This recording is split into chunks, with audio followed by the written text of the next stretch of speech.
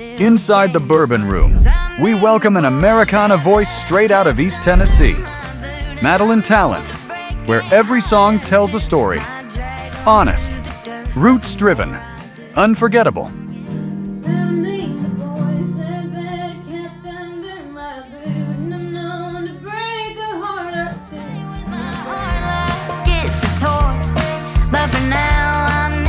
We get that started, and is there anybody you'd like to say hey to?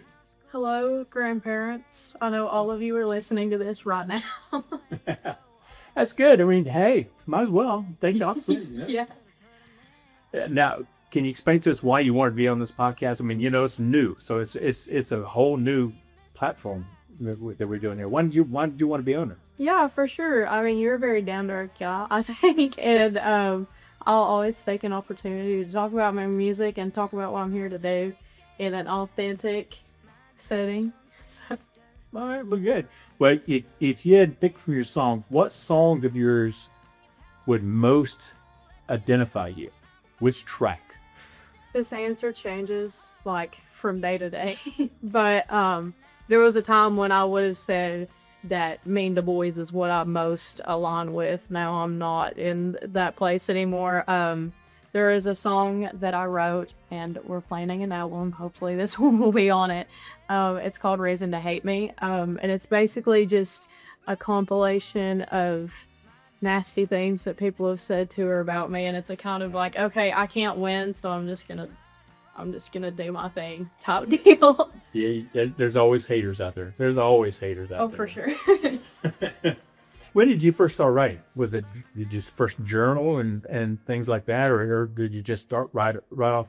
You know, did you suffer a bad breakup or something and broke out the pen? Or? So I actually haven't had that many breakups. I've had one real boyfriend, and I broke up with him. But I've been writing for a really, really long time since I was a kid. Like in school, that was a subject I was always best at. And then I do journal now, so it's always kind of been something that I enjoyed, creating things. I feel like that's kind of my calling. My purpose is to create and write. In doing the research on you and listening to some of your songs, your lyrics hit really hard. Do you ever worry about being too honest? I mean, yeah, I think there is a line, of course, but at the same time, like the songs that I have been more nervous about or been like, oh, this line is a little bit shaky, is often like what resonates the best with most people. So I think it's important to remember that there are so many people, and it's not likely that you're having an original experience. What is more likely is that the thing that might be a little taboo in your eyes or something that you might be a little bit hesitant to share, it's more likely that somebody else really connects with that and hasn't heard somebody put it to words before. So I think more than anything, like absurd honesty is what sells the best. Not only that, but it's therapeutic for me and for a listener too. And I do believe that people can tell when a song is honest. Oh yeah. I mean, there's something about it that bleeds through and it just doesn't seem authentic and they can pick up on it. For sure. Well, before we get into your song Mean to Boys, let's have another word from one of our sponsors. Dana Guy at House of Color helps you find the right colors and your personal style. Serving Franklin and beyond. Call 615-305-7396 or click the link in the bio to schedule a direct appointment. Looking for the best in indie country music? Tune in to EMM Radio, your home for fresh country hits, exclusive artist interviews, and live performances. Stream it all at emmradio.us. Real country, real music. Mean to Boys. I listened to the song several times, and in some respects, it kind of sounds like therapy. Yeah. But what's the one line you wrote that still makes you laugh? So honestly, that whole song started as a joke. Like it kind of was just, the idea of it was a joke. I was doing a co-writing, and I was in that little writer's room, and I had said something just about me kind of being like evil. like really terrible to guys. And obviously like that was a joke. And so the whole thing like started as a joke, but I think something that still makes me laugh is the part about the football guy, because that came from like I feel like this is a universal experience for for girls my age, but like there's always, you'll be talking to a guy and he'll be like, oh, I would have gone to Division One if I hadn't tore my ACL. And I'm like, I'm sure you would have, buddy. So just like I think it says, I wrote it, I don't even know what it says. I think it says he'll go on and say we would have won state if coach would have put him in. Like just the concept of a total loser guy being like, we could have won it all if I would have just got some PT. Well, you know, when I listen to it, it's really a good song. Thank you. And especially the farther into it you get on the song, the better it gets actually, and it reeks of somebody they want experiences, but they also want to be guarded. Yeah. Yeah. And especially the way you ended the song, it won't break my heart. Yeah. I thought, okay, that's kind of something from an old soul there. Yeah. Yeah. So I was really kind of curious as to how you came up with that song. Yeah, and you said it was a joke, huh? Yeah, total joke. A lot of my stuff will come from jokes. Like if I hear somebody say something funny, like I'll write that down and sometimes I'll use it in a song. I think I love jokes and I like to laugh, and sometimes a joke can be turned into something completely different. Like Mean to Boys comes from, it's obviously like a tongue-in-cheek, like a funny, goofy, silly upbeat song, but like it also comes from a place of being so just over it that you don't know how else to act besides like a jerk. Well, sometimes deserved. Yeah. Okay, let's talk about Benton. Mm-hmm. Now, you're a small town girl, right? Mm-hmm. Mm-hmm. And you're going from a small town girl to playing gigs and stuff. I mean, what parts of your upbringing do you bring into your song? Mm-hmm. Your melodies? Anything? I mean, or did it all you're just all part of the influence of? I think I've had a lot of things influencing me growing up. Like I grew up around a ton of music. My parents aren't musicians or anything. Like my immediate family aren't musicians. But they listen to good music, a bunch of different genres. So I feel like just hearing those sounds, obviously the nature where I live is super inspiring, like mountain ranges, and I live right between two rivers. It's a beautiful area. But I get a lot of influence, I think, from the people I was around that are older than me. I kind of grew up around people with a dry sense of humor, or so you'll see that a little bit in some of my songs. And then I grew up around a few really good bluegrass musicians, so that does have some influence on the way I play, I think. But yeah. Okay, so you how about current country influences? Anything like Lady A or Zach Bryan? Yeah, for sure. They have to shape any of your music. Do you get influenced by them at all? For sure.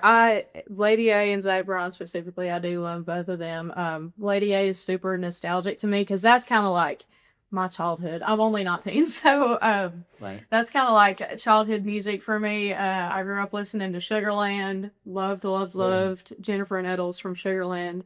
What else? I also like the folkier stuff. So, in some of my music that's already out and some of the music that's unreleased, so you'll hear like a folkier influence, like a Mumford & Sons type thing. I've gotten that comparison sometimes, but stuff like that. So, Interesting. So, walk us through a bad writing day. A bad writing day would, if you could see me, I'd end up in a psych ward probably. It's a lot of like rocking back and forth in a fetal position and staring at the wall and like. I mean, is it tears, or is it just staring at blank paper, or what? Yeah, I save the tears for more existential things usually, but it's more so like sitting with an instrument and just playing around with melodies, and staring into the abyss at blank paper. That's a bad writing day. Like I'll jump from guitar to piano. I play both, so just trying to get inspired. I mess around with different tunings on the guitar a lot. So if I'm having a really hard time, I'll go to open D because you can do anything and it just sounds good. Yeah. But yeah. Okay. Have you ever just scrapped the whole song because it just didn't feel right or For sure. Yeah. I usually am good. I'll write like a verse and a hook of a song usually and sit with it for a little bit, and I can usually tell before I finish the whole thing if it's like something worth finishing or not. But yeah, I've scrapped a bunch of things. What's the worst one you ditched? God, I had a song that I tried to write when I was like 16 for my friends because they were like, write like a John Prine joke song. Oh, I love John Prine. I love John Prine, but I can't. I'm not John Prine. Yeah. And my friends thought I was John Prine. I tried to write this song about like a redneck mermaid that lives in the lake next to my house. That one did not make it very far, and it didn't see social media. So. I would like to have heard that one. Like a PBR drinking freshwater mermaid. Oh my goodness! All right, now, your voice though, and we talked about this before we got started on this. Your voice has a grit it's not normal for your age. And then did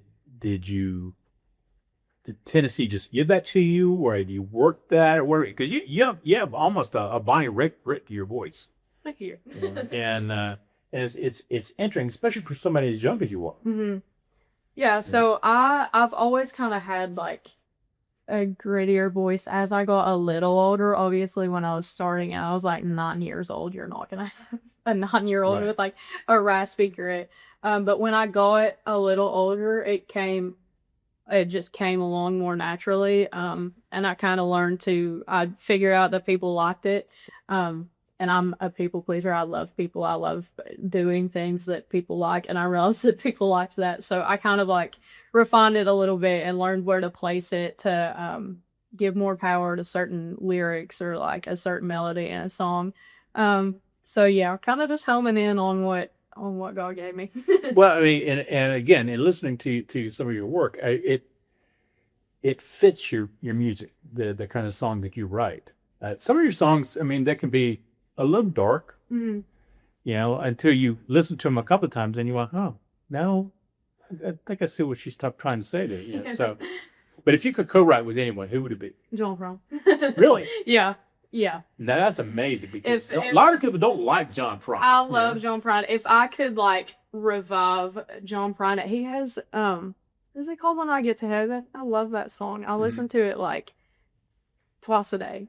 You have a smoke Really? cigarette that's 9 miles long. Me too, John. Like yeah, I cover a lot of his music and I like the one I Remember Everything. Yeah. That's so reflective, and I'm like, oh, and Johnny, just relax. Yeah, he does like the goofy, which obviously I love to laugh. I'm a happy, giggly person. What's that like one, him and the In woman? Spite of Ourselves. In Spite of Ourselves. Ourselves. That's right. I love that song. Yeah. He can do the Irish Cadet or something silly, like this. and then he also has some like dark stuff at the same time. Yeah. So that's me. I think John Prine and I would get along if I ever got the chance to meet him while he was still with us. Now, in doing some research on you and going back and listening to some of your songs, a lot of it's on TikTok. Mm-hmm. Yeah. How do you like TikTok? I mean, TikTok shows you pretty raw. Mm-hmm.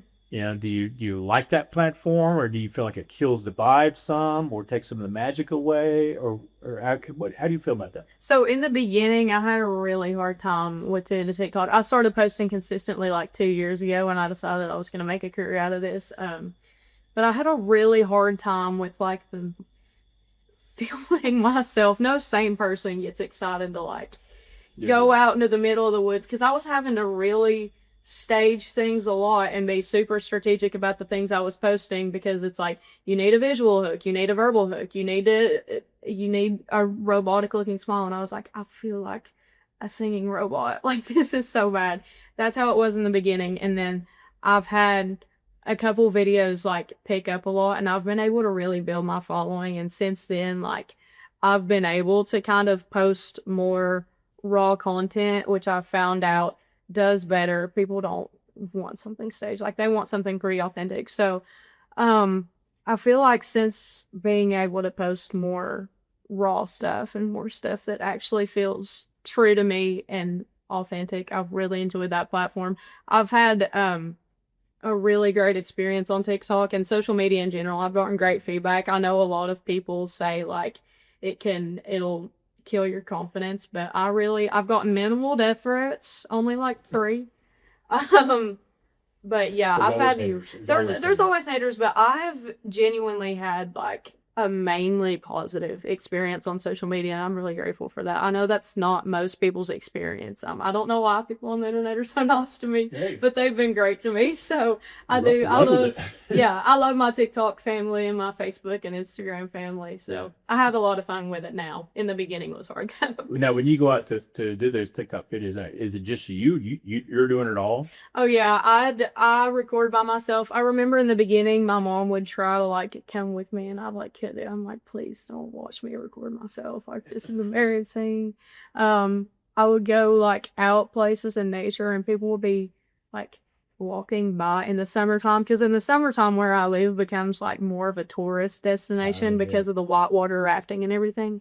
So people would walk by, and I'd be like mortified, like, gosh, I need to go home. But now, now I don't have to do as much of that, and I can just post more raw content, and people have liked it. So and your TikTok videos are good. I mean, they're really good. What's the song you're most proud of that we haven't heard yet? Because I dug on you. I mean, I dug and I think I listened to everything you posted out there so far. But what's the one you're most proudest of that nobody's heard yet? It's not online at all. Yeah, come on, give us a sneak preview. God, I think mostly everything is online. I don't think Mockingbird is online. So I wrote one, the Mockingbird is a Tennessee state bird, if you don't know. And I wrote one that's kind of like it's a folkier, like very Appalachian type song. But it's just about the place that I live in and how it can feel like a cage almost sometimes. Like you can feel really, really tethered to that place. And I've known a lot of people who've tried to move away, and they just, like, before they die, they always wind up back there. And so it's just about living in a place that feels like it can kind of clip your wings while also being just so safe and like you're kind of tethered and drawn to everything about it. The scenery is beautiful, and sometimes the people are not so beautiful. And I think that has to be an experience somebody else has had. So it's more of an abstract song for sure, and it's a lot of poetry and like analogies, and it's very abstract. I don't know. It's not reported yet. So, okay. Yeah. So you're still writing it. So, I've written it, like it's written, but I haven't gotten in the studio and gotten like demos of it or anything. So. Now, where do you go to record? I recorded Mean to Boys and my newest one that's going to be out May 15th, Hey Stranger. I recorded those in Nashville. But the 2 before that, I wrote and recorded when I was 16, and I did it from a friend's studio. All right. Yeah, let's get back to Ben for a minute. Now, small town girl goes to gigging. Mm-hmm. What's your biggest whoa moment that just kind of hits you and says like, I can't believe I'm doing this? Yeah. I've had a few of those. I feel like I got to do a like songwriters round type thing with a bunch of people who I really enjoyed that work. People who've written for like Megan Maroney, big artists, people who've written hit songs. So I got to like be in communion with those guys for a night. That was really cool. Anytime people appreciate like my words and my writing, that just like it hits me so good, because it's one thing for somebody to appreciate your voice, but like when you've created something and to know that people are touched by it and people like it, that's really special. And then obviously the AGT, the America's Got Talent experience, I just had, like getting flown out to LA and filming a TV show, like that was nuts. Performing for the most energetic audience in America in front of celebrities I've been looking up to for forever. Like I talked face to face with a former Spice Girl, so that was pretty nuts. But yeah, I've had a few just really awesome moments in my career so far, and I can't wait for what's next. Do you ever get to where you question yourself that, do I really deserve to be here with these people, or what? Do you ever have any of those moments that you have to overcome? Yeah, I mean, where you have self-doubt? I don't think I have any self-doubt. I have circumstantial doubt sometimes, just because I know that like there are so many good, deserving people who are pursuing this, and for whatever reason it doesn't work out. So there's that, like in a back corner somewhere, but I think I'm always pretty confident in my ability and the work I've put in. So I'm used to being the youngest person in the room, but I've never walked into a room and felt like undeserving. That might sound arrogant, and that might be controversial, but I've never felt inferior or like I didn't deserve to. Well, and I think you have to have that to a certain degree as a songwriter. I mean, especially if you're going to perform.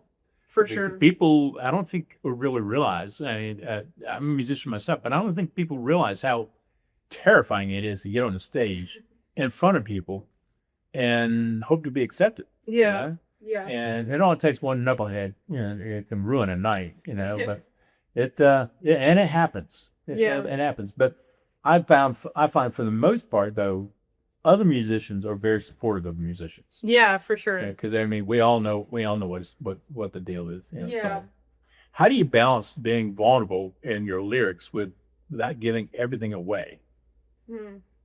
Without taking it too far, and giving too much of your heart, so to speak. Yeah. Honestly, like in this field, I feel that there might not be a too far. Like obviously there are certain things that I don't really include in songs, but I could see myself maybe one day when I'm more comfortable with including it in songs.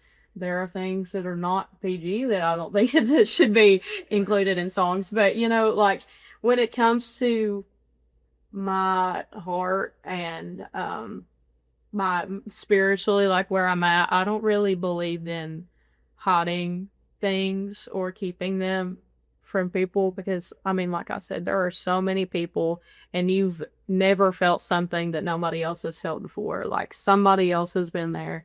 And somebody else is going to hear that and think, yeah, I resonate with that. And even, like, I've gotten comments before. I posted a song on social media a little bit ago, and it got a really, really positive response, and just a bunch of people saying, I'm going through this exact thing right now. Like, this is so helpful to me. I need to be able to string this. So, like, those things are really rewarding to me, and it makes me less hesitant to share, like, fully, just be transparent. I prioritize authenticity a lot. But yeah, there are a few things that I omit from my writing often, but I don't see myself always omitting those things. Right. Well, I mean, I've always, my belief, because I've always loved country music, and I've always believed that country music is storytelling of life. Yeah. And life is messy. Mm-hmm. It's happy. It's joyful. It's sad. It's all the emotions of the spectrum, and if you can tell that story, you're going to resonate with somebody. Yeah, for sure. And when I'm playing out, I mean, I hope to just be able to put a smile or even bring a tear to one person's eye. Yeah. And I feel like I've done my job. Yeah, for sure. Yeah. So Now, when you perform, how you recharge after a show? Yeah, I mean, I know you don't go out and have a beer, so I mean, do you just sit in silence, or do you sit around and strum the guitar, or do you like to sit down with family, or what do you do? Yeah, 'Cause everybody has that little thing that they like to do to kind of usually, recharge. yeah, usually I will pack my stuff up in my little 4Runner and I'll play like pop music, like banging pop music in my car on the way home, and I will sing more.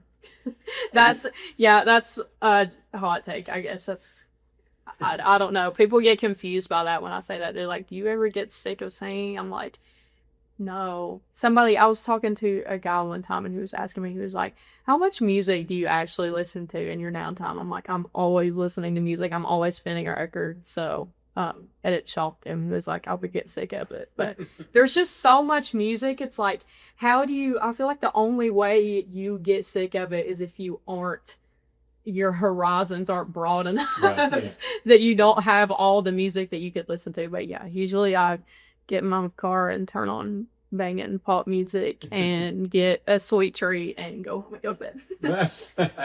Okay. Now you're getting ready to play the Honeybee Festival, right? Mm-hmm. How did that come to be? They found me on Facebook and reached out.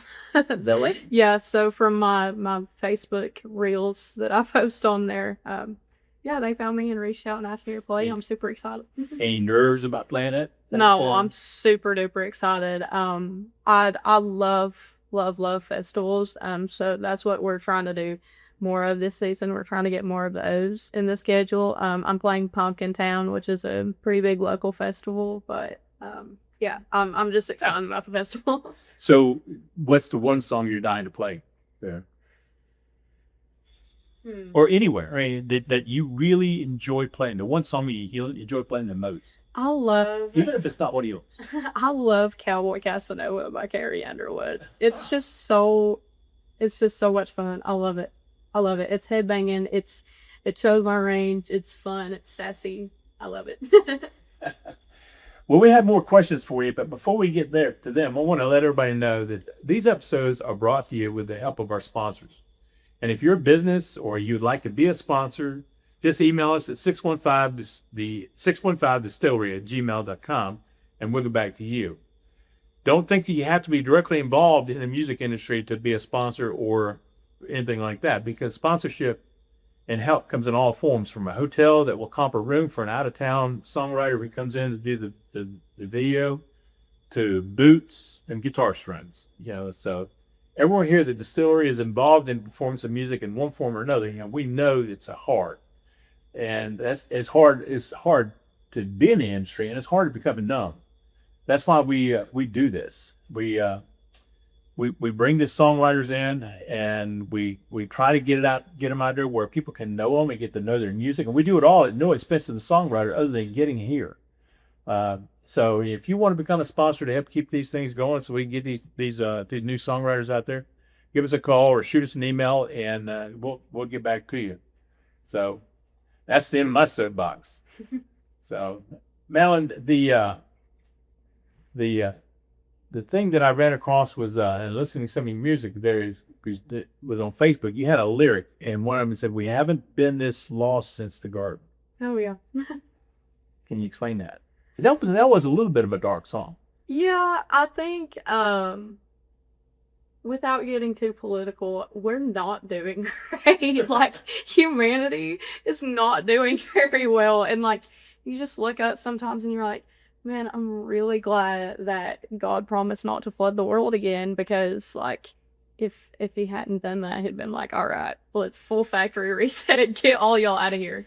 I feel like that's interesting. Okay, I did not get that. That's very interesting. Yeah, I think I just like, it's the state that I'm seeing right now. Like, I feel like a lot of people are just so angry and so lost, and it's reminiscent of a time when the first time God said don't do that, and we said, I'm gonna do it anyway, and then look where it goes. Yeah, no, I agree. I agree. But as I listen to the song, I go, okay, I'm gonna have to ask her about that one because it was a little dark Yeah. and a little heavy. I was like, okay. Now you also tease us with "Hey Stranger." Yes. Talk to me about that. Hey Stranger is not talking to a stranger at all, but you could probably guess that.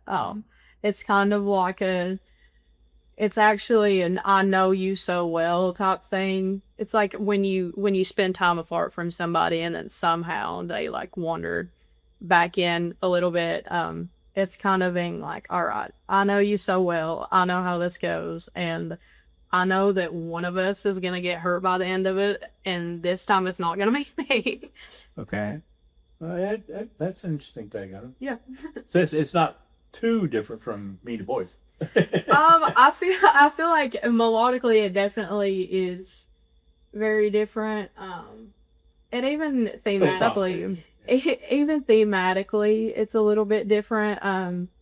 Where I feel like Mean to Boys is kind of like less of an intimate relationship, Right. but more of just like some dude that's obsessed with you, and you're like, I know how this usually goes, so I'm gonna leave that alone. But this is more of like a Yeah, Hey Stranger had a little more. yeah, it's more emotionally charged. Yeah. I feel like, and it comes from someone that you know really, really well, too well. You know them so well it hurts, and there was a time you loved them so much it hurts, and then it doesn't ever work well.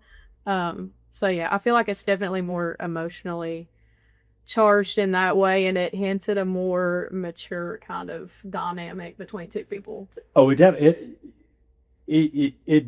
definitely reached a bull's soul, you know, and it's a great song.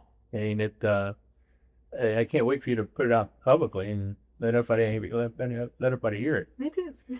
Your stuff mixes a gritty folk and country soul sound to it. How do you decide whether Melon needs more of a twang or just more coarse picking type stuff? Usually, I feel like thematic contrast. Like if the theme of a song is really heavy and really charged, it probably doesn't need really heavy, really charged music with it. So like the song that you found on Facebook, for example, heavy themes, heavy lyrics, and usually if there's a lot to the lyrics and the song's a little bit more abstract and it can be interpreted in a million different ways, I try to let the music kind of just enhance it a little bit rather than being the focal point. So Okay, interesting. Let's get back to your Honeybee Festival. Now you're going to be that's being held in Cleveland, Tennessee. Mhm. So, and you're going to be there with your band, right? yes. How many people you have in your band? Introduce your band to. So my lead guitar player, his name is River.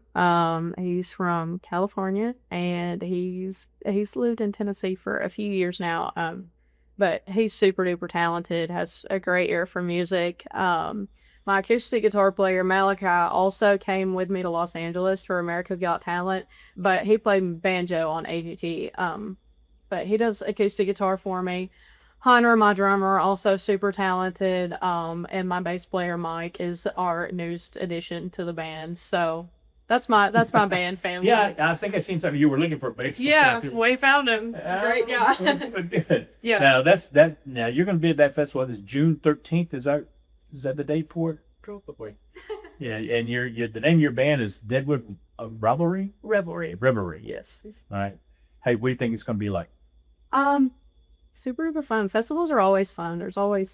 People are usually really attentive at those festivals, and they're there to hear good music, whereas you might be in a bar and you're sitting there and like even your mom's in the drink line and you're like, oh my gosh, no one is listening. Festivals are not usually like that.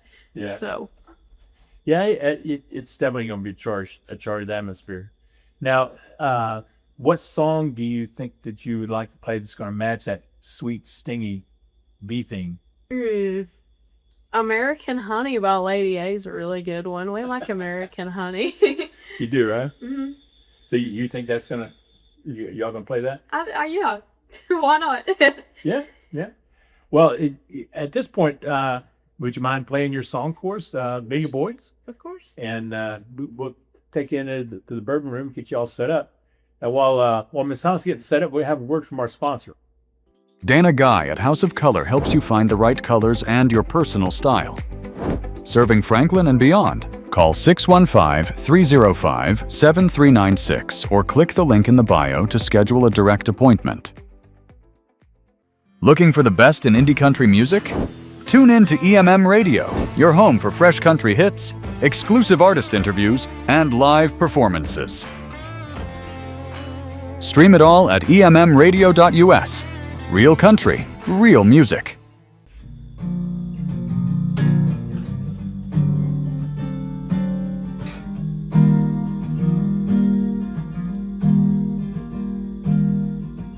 He follows me around like a little old slowly blue tick hound, and I don't have a heart to put him down, but I can't keep him away. Don't give him a second glance, but he still thinks he's got a chance to mess up, effed up kind of things, but I'm still getting to play, 'cause I mean the boys, they're bad, kept under my boot, I'm known to break a heart or two. I drag them through the dirt, but the more I do, the less I get hurt. Right or wrong, it's how I am, I'll let you know when I find a man who don't play with my heart like it's a toy. But for now, I mean the boys.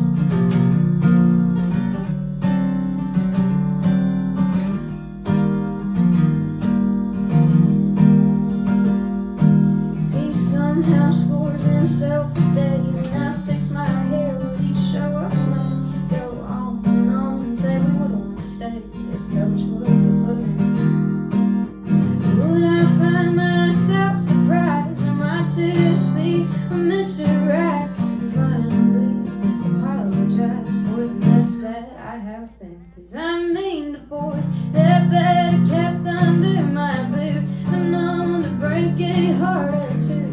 I drag them through the dirt, but the more I do, the less I get hurt. Right or wrong, it's how I am, I'll let you know when I find a man who don't play with my heart like it's a toy. But for now, I'm in the boys.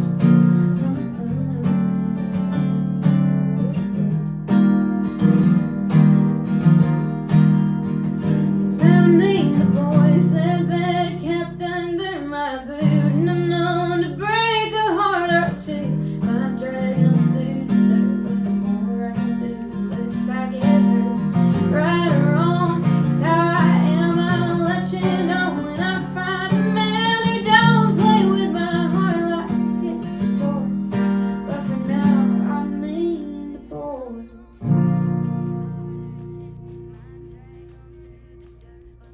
Tune in next week to get to know another great songwriter.